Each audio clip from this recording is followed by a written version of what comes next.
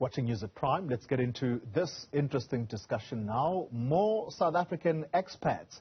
They're coming back home. This is according to the estate agency, Chas Everitt International Property Group. Despite the long list of challenges facing the country, and we can count them, the high crime rate, a weak economy and load shedding, the property group says it receives enquiries almost every day from people wanting to buy houses, mostly in Gauteng and the Western Cape provinces. Let's find out exactly what attracts these expats back home despite the challenges. And we speak now to Rory O'Hagan. He is the CEO at Chas Everitt. This is the luxury division. That's the International Property Group.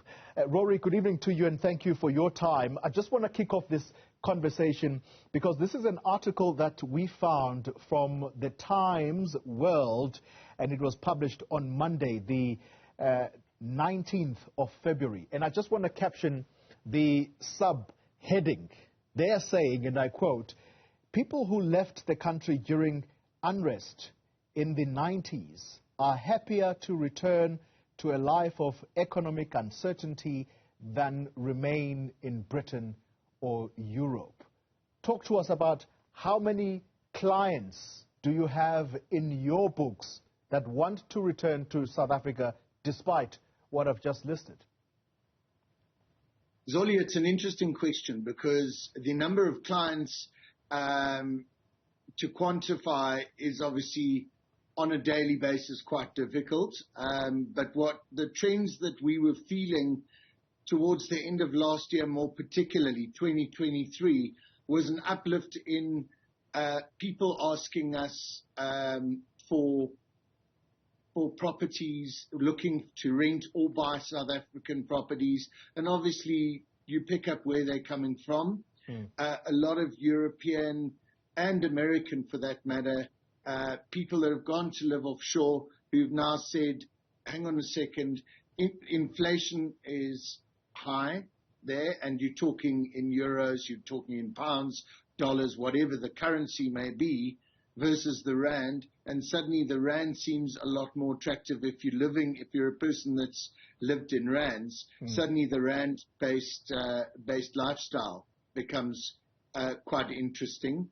And what we found is a lot of the people that left the country in the 90s, even as recently as 2021, 22, during lockdown, left the country, went offshore to realize for socio-economic factors that the socio factors, family, belonging, all those kind of factors suddenly matter. And the economic factors are, if you went to live in the UK, you're a South African, you happen to have mortgaged your property, it was 0.1% when you mortgaged the property. Interest rates are now at 5.25%. So that speaks for itself. In the UK, the cost of living has gone through the roof. Yes, the cost of living here has as well. And I'm just, today's budget speech, looking at the factors like load shedding, crime, they're obviously foremost on our minds. But the reality as well is that we gear our lives in South Africa to mitigate a lot of those. So we've learned to live with solar where we can, or a backup, an electricity backup. So we've gone a lot of the time off the grid. So what we're finding is more and more we manage those factors. We've upgraded security. You've got security estates. So suddenly the issues that were prevalent in the 90s are prevalent now are being addressed in one way or another. Rory, so people are saying, do I want to stay where I am? And it is a struggle, and I'm living, quote unquote, in a box in the UK, or do I want to go and live an abundant lifestyle with a wonderful climate in Johannesburg or the Western Cape, or Gauteng or the Western Cape?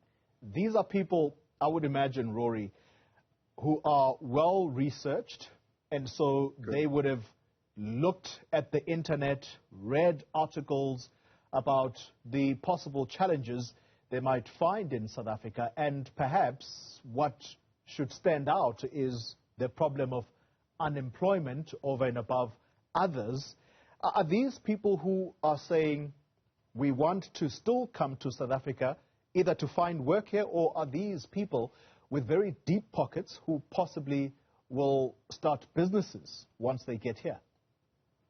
So it's a combination. It's a total combination.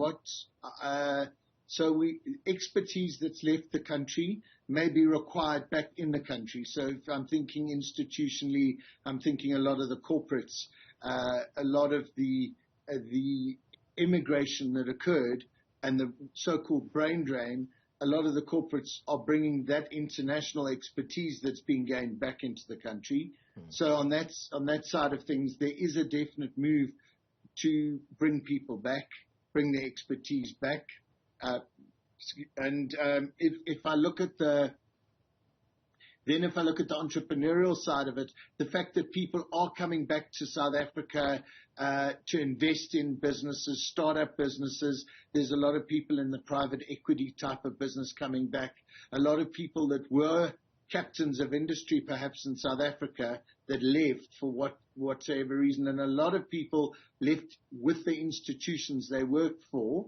They've come back with those institutions as well. Yeah. So there's massive opportunity for them in South Africa.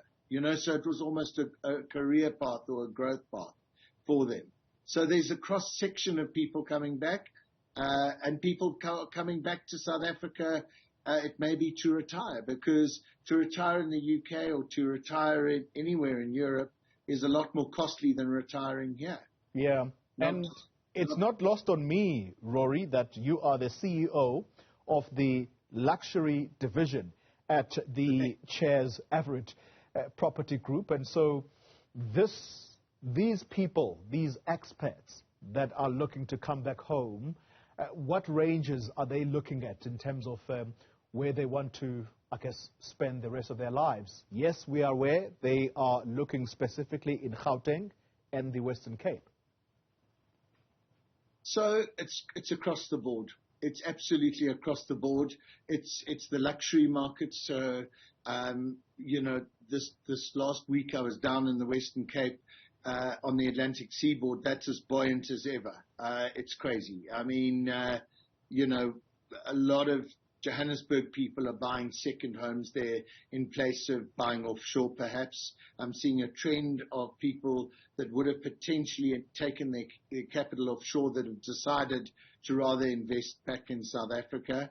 And then your foreign markets. So there are two sections, for example, on the seaboard that are investing, and it's your foreigners coming in and buying, and it's a lot of your Joburg people that are buying down there. Semigration has fallen somewhat because a lot of the institutions are asking people to come back to Johannesburg to be physically in meetings. So we believe the days of Zoom, the days of team meetings are becoming a lot less tolerated by the corporates. They want people physically back in office, which is obviously also a factor affecting people having to come back. But to answer your question, it's foreign and Johannesburg currency driving the Atlantic seaboard and the southern suburbs of Cape Town and the market there. Hermanus is doing unbelievably well. That Well Coast. So it's a lot. People are chasing lifestyle to a large extent as well. Yeah. But economically, Johannesburg, like it or not, is the hub of it. I call it the Manhattan of Africa. Let's conclude then, Rory. Red tape. How difficult or easy is it for them to come back into the country? Paperwork, is that proving a deterrent, or is it really less paperwork? Paperwork will always be something that we all have to contend with. And dealing with the paperwork has become, especially being on the FICA grey list, there is a lot more paperwork to be done in terms of actually purchasing a property in South Africa itself. But in terms of bringing rand back into the country, There's obviously Reserve Bank paperwork. There's paperwork in dealing between attorneys, the banks, that has to be done. But there are a lot of companies that are geared to do that. So, you know, a lot of the companies deal with the red tape for you. There are experts to deal with the red tape, and it is doable. But it's very important that when you repatriating the money back to buy a property, that it's done correctly. Because, you know, if ever you bring it in and you want to take it back out, that becomes a challenge if it hasn't been done properly. Rory O'Hagan, thank you very much for lifting our spirits. I should think this is a good thing.